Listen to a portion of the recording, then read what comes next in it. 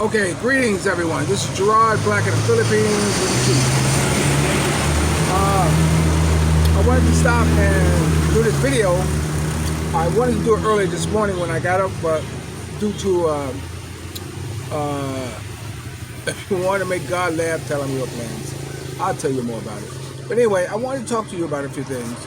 You know, one of the benefits about being in a foreign, in the Philippines for me, is when I get a chance to talk. I have a few foreigner friends who I stop and see from time to time, and although they're from different countries, you know, I get to learn a lot of history about their country, about their politics, you know, and how they see America as compared to their country.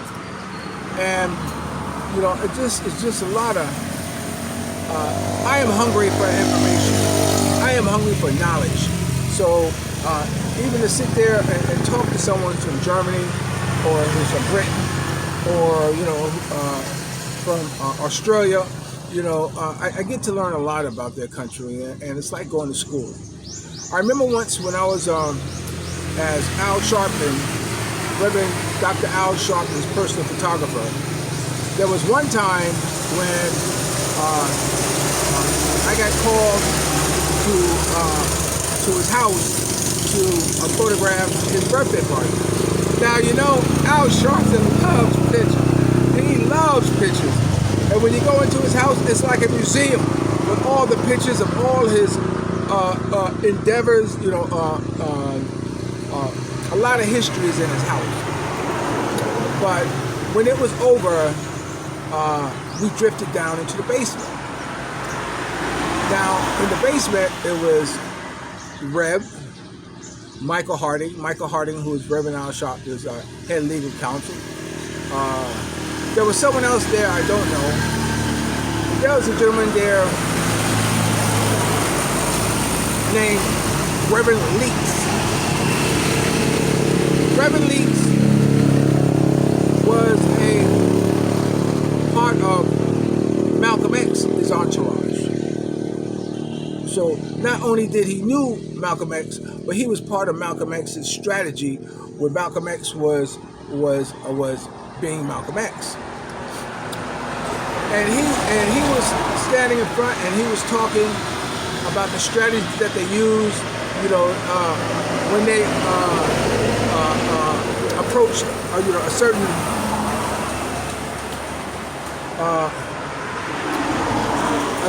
certain you know, injustice that they wanted to correct or bring attention to.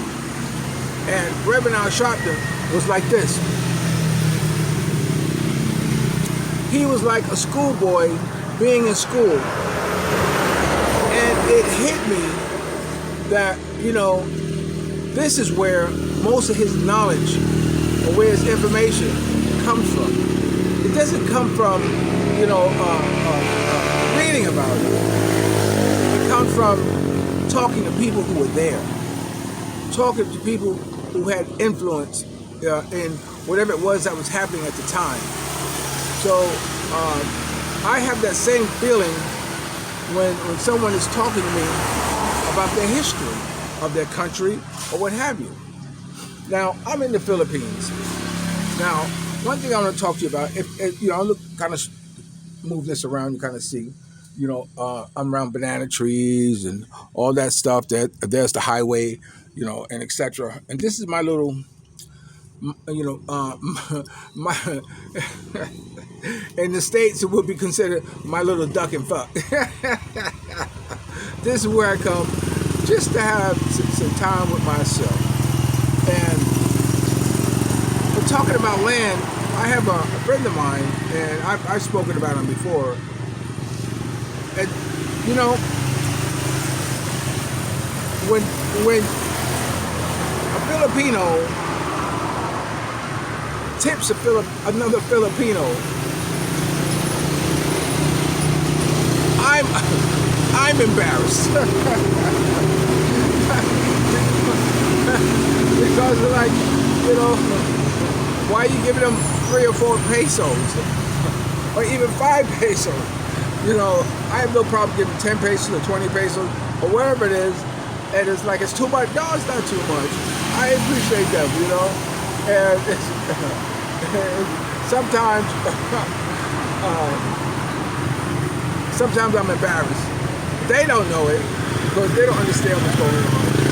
But I feel that they should be getting more.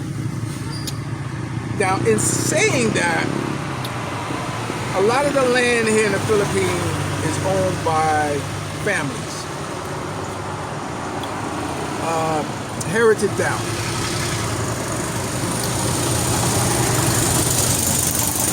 And the friend who I was mentioning just now about, is that he lives in a place called Baco. He lives in a house that's on his family's land, which makes it his house, his land.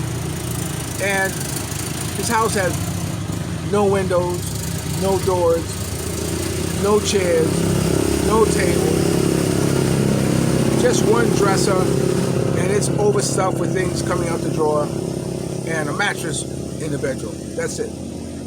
And oftentimes he has 5 kids. His kids oftentimes, have no clothes. You know, they are dirty. You know, sticky. That's sticky dirty. Like that. And I used to stop every now and then to bring them food, because I know they didn't have no food or nothing. It first started, I used to stop by his job, and we used to, after I finished playing tennis, and I would buy a bottle of Tanqueray, Coke, and we would drink or whatever. But then he was in a bike accident, so most of the time we go to his house. And so I got accustomed to it.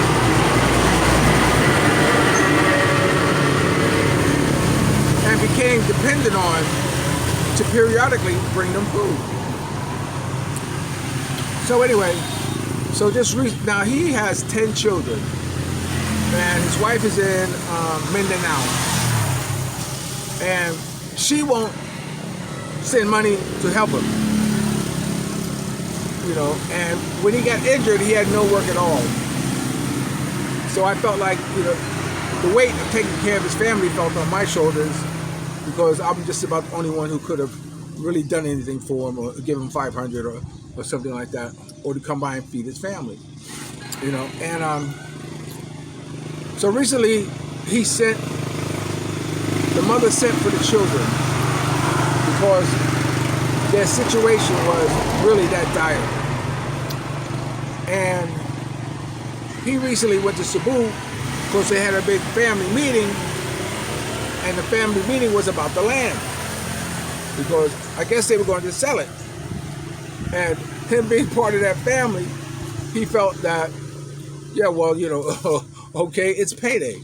They're going to sell the land, I'm going to get my share, and then, my life will be 1,000% better. But the family decided that they were not going to help him. They decided that they were not going to share in the wealth of the family. And I can tell how hurt he was, because there's nothing he can do about it. When there is an executive, which oftentimes there's an executor over all the land, overseer, who decides whether to buy, sell, or rent, or whatever the land. And it hurt. It hurt. I talk about my mother, when it was in her will. I don't want to go over that again. But anyway, it hurt knowing that, the family could be so heartless, not to help him out.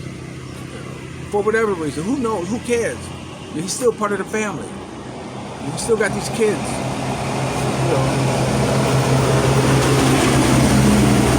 Now, the reason I'm telling you this story, because me and I were planning on getting married in this little path that leads to the beach. There's a nice cutout, through there. That's perfect to put an arch there. Had a lot of greenery there. We were going to cut the weeds back to put chairs and all that, and it would still been a beach ceremony. Of course, you can see the beach, of course. I didn't want to do it directly on the beach because, you know, it depends too much on the tide. Well, and plus because of the foliage, you know, if it rained, we were protected. It's beautiful. I mean, the vision was just just lovely. As you can see, that's my house right there, and you walk along this path.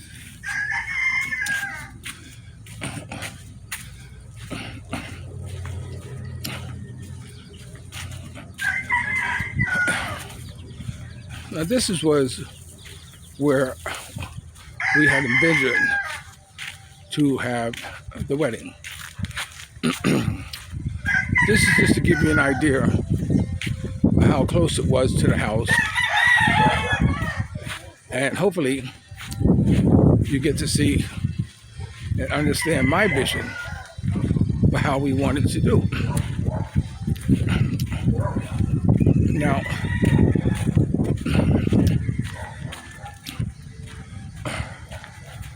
as you see, there's the water. That's the beach area right there.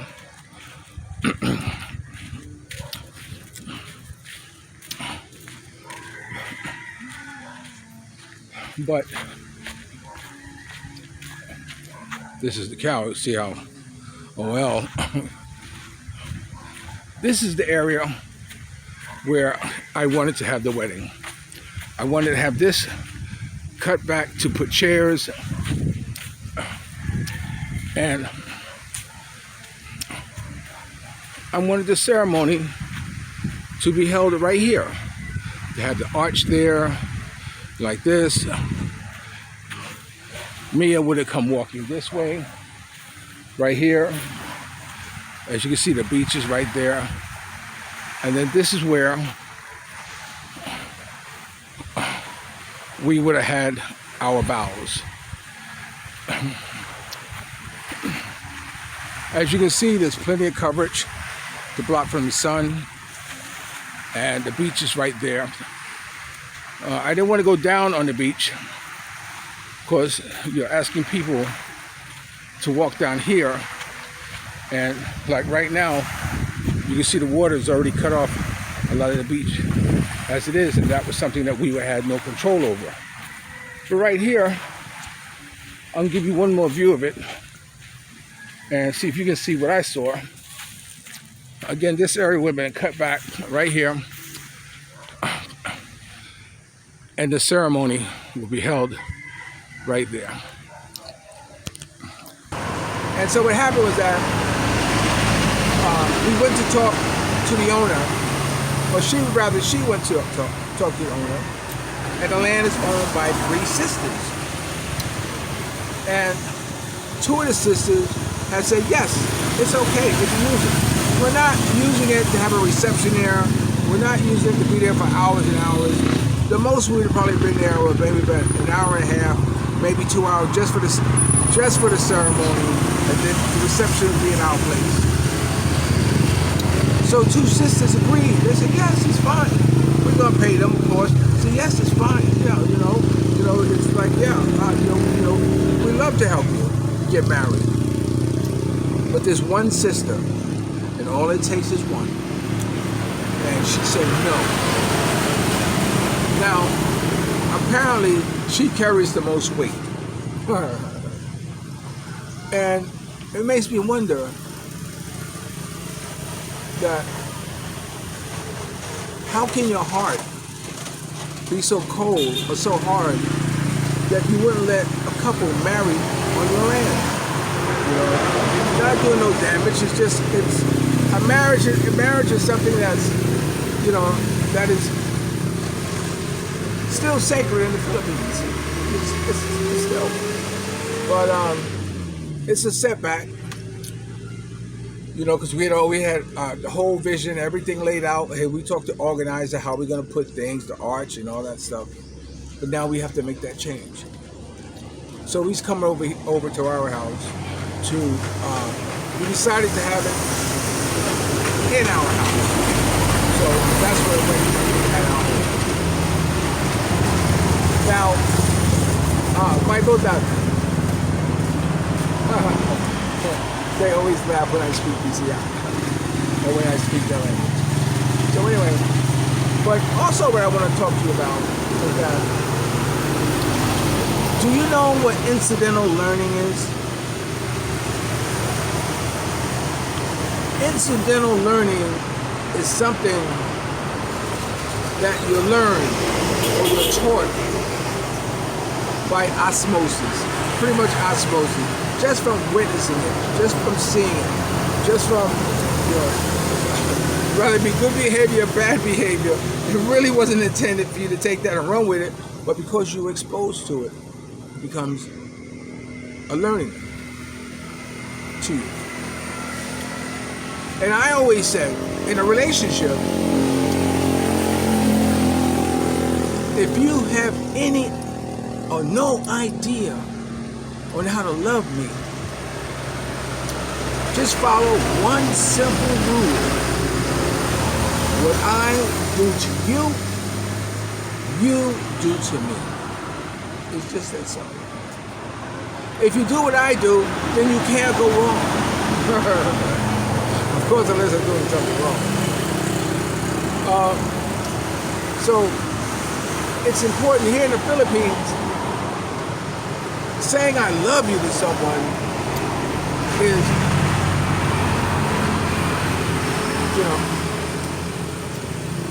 they don't say it to one another. They don't say it, I don't think, to family members as much as we would in the United States. We always watch these shows when someone's kidnapped or someone is killed or something like this, and the parent or the brother or the sibling says, what was the last thing they said to you? Well, the last thing they said to me was that they said, "I love you, Mom," and I said, "I love you," and then they walked out the door. So that's a memory that they have of saying, "I love you," So it's always good to tell the people you love them. There are times in the States when I used to pick up my phone, this is before the internet and all that stuff like that, I used to pick up my phone and just go to my phone and call people and say, "Look, no, I don't want anything. I just want to let you know I'm thinking about you. I want to let you know that I love you." See? And,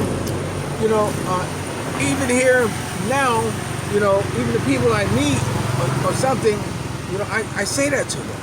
Or I'm texting them, I said, "I love you." Or when they text me, "Oh, I miss you so much." You know what I'm saying? Because when people come into my life, I don't want to let them go. I don't. Especially when you help me, get over whatever it is I'm going through, even though if it is just to someone to talk to, I don't want to let you go. I always want you in my life. I always want you to know that I love you. I always want you to know I care for you. I always want you to know that I'm here for you. For whatever you need, if I can, I'm here for you. I have this one girlfriend, when she sees me, she runs and she literally jumps in my arm and I give her a hug like this and she, "Oh, my friend. And me is standing there, like this. And it's the way we greet. That girl is now one of Mia's best friends. A friend of mine is one of our best friends. So anyway, that's who I am. People tell me, "Gerard, you know what? You give the best hugs." You know what I'm saying? I will hold your face and look you in the eye and say, "Do you know I love you so much?" And then they look. They don't know what to say. But then it's true. But that's who I am. That's what makes me me. I got so much love in me that I want to share it with the world. And I want people who come into my life and I'm able to let them know I love them. I don't ever want to let them go. I want them to always know that I love them. And there may be months and months and months that I haven't heard from them. And when I do, I say, "I miss you so much. I love you so much." And that's who I am. to ask me to change who I am, not only it's not cool, it's not going to happen. I didn't get into a relationship to change, I didn't get in a relationship,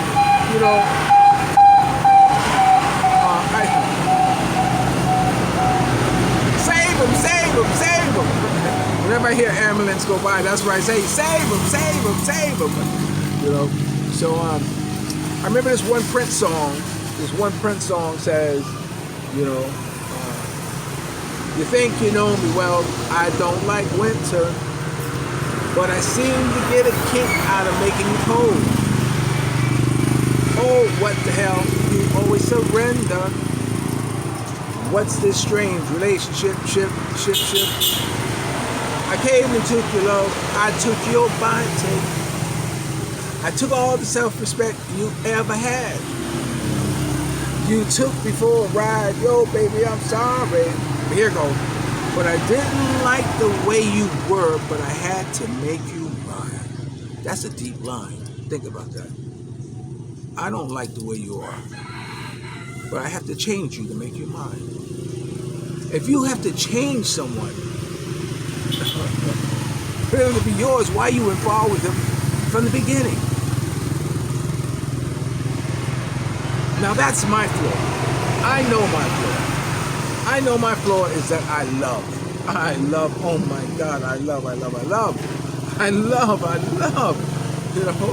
And if that's a bad flaw, well then whip my ass with a cat of nine tails, because I'm never gonna stop loving. It's amazing how people think that man can only love just one. No, he can't. The human was not designed just to love one person. The human was designed to love the world, to love everybody,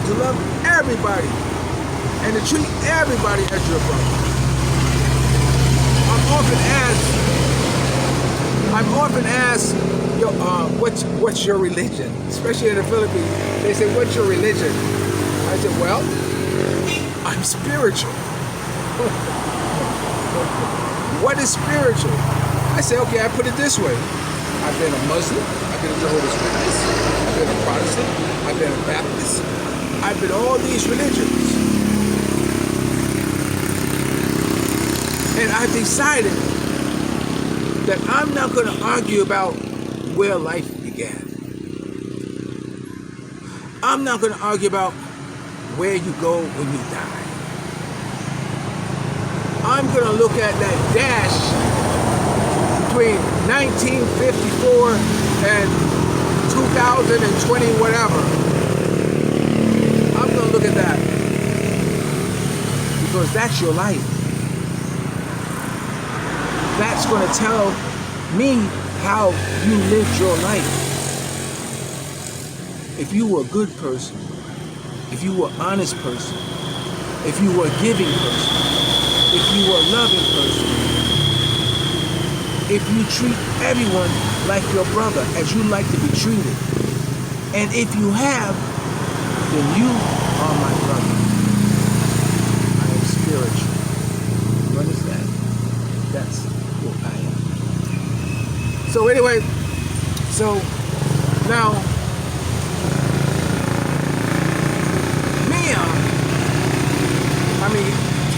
can we talk? We used to have this show called, I hope you're learning a lot about our culture with these little clips that I put in for you. But we used to have this show called Gracie and Allie. Burns and Gracie. It was about a guy, an old guy, and his wife. I think actually it was the first reality TV show. If you ever look at it, look at Burns and Gracie. I think it was the first reality TV show there was, because while he would be talking about what was going on in the house with him and his wife, he would turn to the camera and he would talk to the camera, saying this and that. Gracie would do what she do. And Gracie was like, you know, the way Paul once put it, old dog, new tricks. It's like living with an 8-year-old all day, because she would make the most, you know, craziest decisions, not because, you know, she was being crazy. It's just that she didn't know any better. So anyway, I'm gonna put a little clip in here about Burns and Gracie. Now, people have flaws. Now, I have to accept about Mia is that she will never trust me. Do you understand what I'm saying? She will never trust me.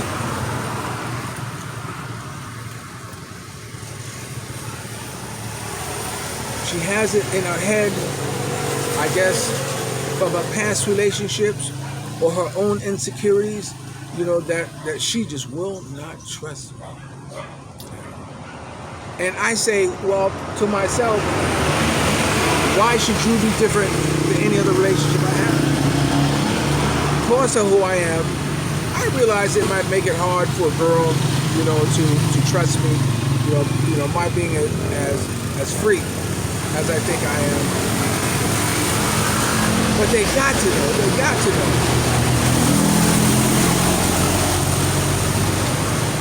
that every night when I lay my head down on my pillow, I'm laying my head next to you.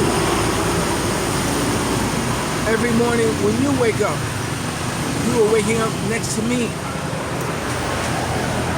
And when we go to bed, we don't go to bed angry. And when we wake up, we don't wake up mad. And that's what you have to keep in mind. You know? That, you know, I love a lot of people. No question about it. But I am in love with you. Filipinos don't understand the difference between in love or being in love. You know, and it's an important distinction, you know. But anyway, this morning, this is what I'm talking about, incidental learning.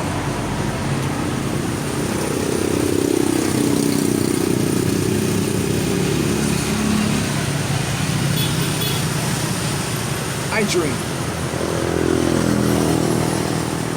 I used to dream, and I used to have this dream that when I'm dreaming, you know, before I get to my dream, I'm going down these steps, going down a spiral staircase.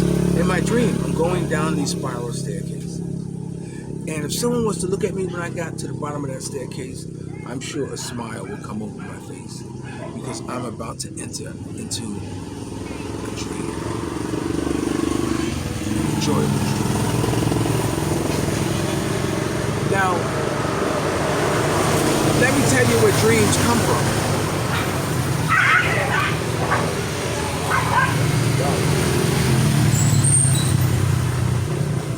It must be that time again. You know,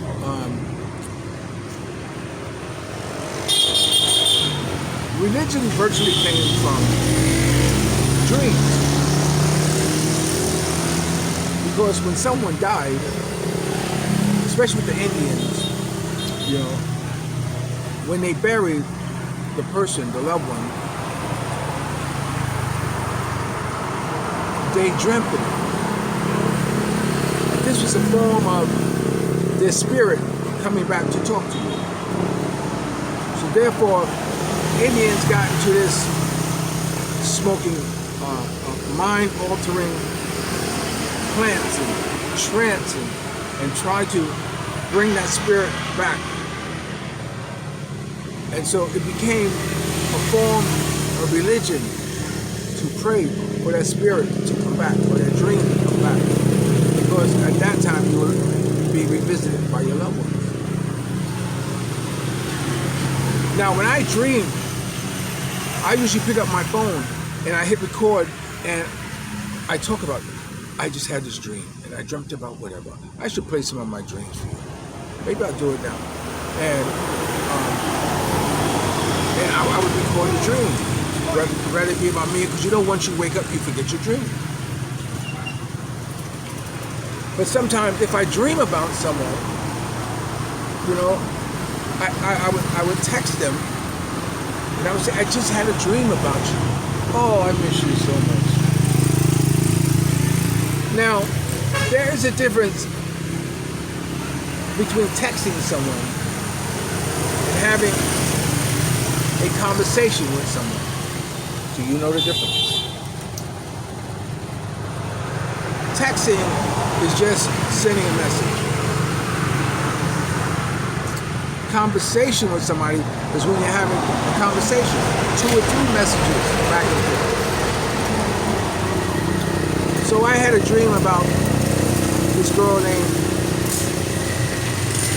it's not important who she is, but I consider her as one of my children in Cebu. She had a baby, she was a very funny girl, like this, but for whatever reason I dreamt about her. And so I woke up and I texted her and told her, you know, I just had a dream about you and your baby. And that's it. I wasn't looking for no response. This is like about 4 o'clock in the morning. So that morning, or Leah got up and I was telling her, yeah, oh, you know, I had a dream about this girl. And I told her she's the girl from Dynasty Tourist Inn, where all of them were my children. All of them. That's why I stayed there 9 months at that hotel, because I couldn't leave them because I loved them so much. And so just when I got through texting, telling me, she sent me a text, oh, maybe one day you'll meet my baby. And I said, wow, we were just talking about you. I said, Mia, look, we were just talking about it. Here's a text. And she said, well, you had a conversation with her. I said, no, I just said a text.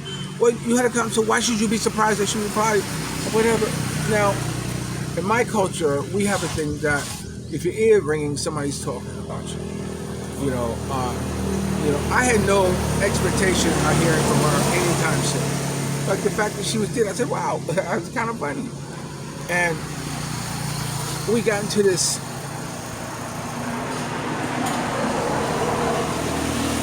conversation, you know, about my talking to girls, or, you know, like this. It always ends up like that. And it's like, you know, that's who I am. I can't change that. And right now, before we get married, if you have a problem with that, then you need to think, because I'm not going to change. If I can accept you never trusting me and still see the good qualities about you that makes me happy and makes me want to have you and makes me want you to be mine, then why can't you accept me for, in your eyes, my flaws? But the thing was that, you know, I'm trying to quit smoking. I've been very good smoking, you know, the night before, because I ran, I wasn't going to buy any more, So we're sitting at the table. I said, you know what? I need a cigarette. and I decided to go, you know, let's go. She jumped up and got on her bike. I'm going. And she got on her bike and she just drove off. I said, she drove off. I said, well, wait. No, you got your bike. You go. Where you go? And this is where the learning curve comes in. If this is what you want me to do, when we have a disagreement, you want me to jump on my bike and just take off? If I was in the States, I might have taken off to a bar, sit, had a couple of drinks, and kind of cool down. But see, in the States, you know, when I was going home, I might have stopped to pick you up some roses. Or I might have stopped to pick you up some Haagen-Dazs ice cream. Or I might have, just come home with some chocolate, something to give you, you know, to say, look, baby, I'm sorry too, like this. See, in the States, but here, no. Here in the Philippines, no. You know. So I got to go back and have this conversation with her now. Say, look, if this is how you want me to behave, if this is what you want me to do when you disagree, or when we disagree, not to finish our conversation, just jump on my bike and take off.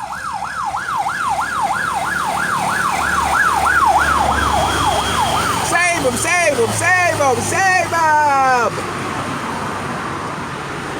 If you don't want me to do that, then you don't do it. Because you're showing me how to behave. You're giving me incidental learning. You're showing me how I should handle a situation if it comes up again where we can't talk about a subject. You know what I'm saying? You just jump on my bike and go. That's not how I want to live my life. But this is what she's showing me. And so the funny thing is I play tennis and I usually she get a bottle of ice water to put in my bag, you know. And I go to drink my water, it's like panther piss, hot as hell. I said, oh. Did you do this on purpose? Did you say, oh, here, take that. I'm not putting no ice in your water. So, but anyway, you know, all I can say is that for me, her not trusting me is nothing new. I'm still going to.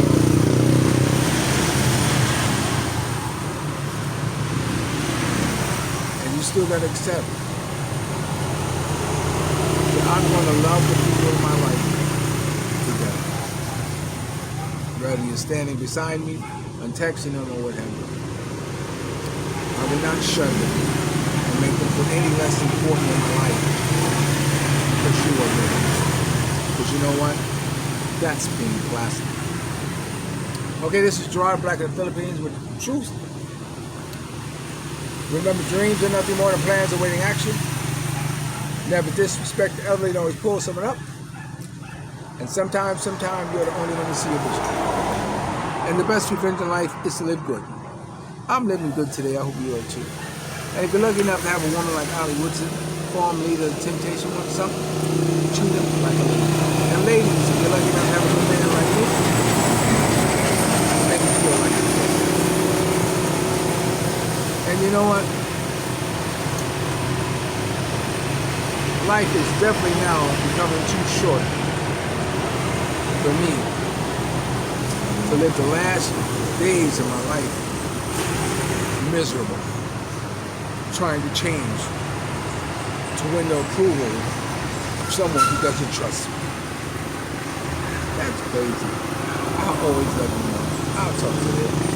See you on the 17th. My GoFundMe page is coming. Be a part of my wedding. I'll talk to them.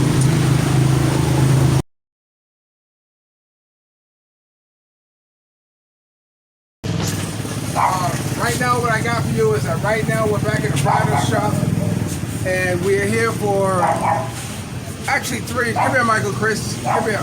Come here. Goody Google. Come here. This is Goody Google number 1. This is Goody Google number 2. As my mother used to say, coconut fibers. Michael, Chris, tell everybody your name. Take your mask off. Take your mask off. Take your mask off. And what are we doing today? Get some clothes. Yeah, you too, right? Okay, when Michael and Chris go to school, what do I tell you what to do? What? Say it again? That's right. Learn as much as he can, as fast as he can. Now, this is my housekeeper's son. I've known him ever since I've come to Dumaguete, since I've been living out in Avalon. So we're gonna go inside. Come on, you guys go inside. Say ayo. Ayo! Let's see if my girlfriend comes up. Sit down. Oh, yeah, she is. Come here. How are you? How you doing? Hi, it's nice to meet you. How are you feeling? How are you? Good, I'm good. Okay, are you the owner of the shop? No, I'm just, I'm one of the clients. He's one of the clients? Yeah. Oh, okay, tell everybody your name again. Hello! We are Nice to here meet you. in... Yeah. Okay, yeah, we're here at the bridal shop. It's too hot in the Philippines! But that's what the Philippines is about. It's about the heat. I don't know why people complain about the heat. I love the heat. It's better than snow. Okay, so what we're going to do is that we're going to pause here. You're going to dress the boys, yeah? Yes. Yeah. To get the measurement of the kiddos. Okay, and tell everybody where you're at again. Oh, we are here in... Hi guys. Dumaguete. I'm not prepared. Yeah, tell everybody about the store. So where you at? shop. So welcome to our shop, GM Wedding Boutique, located at Upper Look Right, Dumaguete City, and come and visit here and enjoy the view. I get a discount if you mention my name. Okay, so what's the phone number again? 0997-922-6974. Just contact, and for more details, just visit us. I wanted to ask you, do you have a Facebook or something? Yes. Oh, tell me your Facebook. Our Facebook page is GM Wedding Boutique.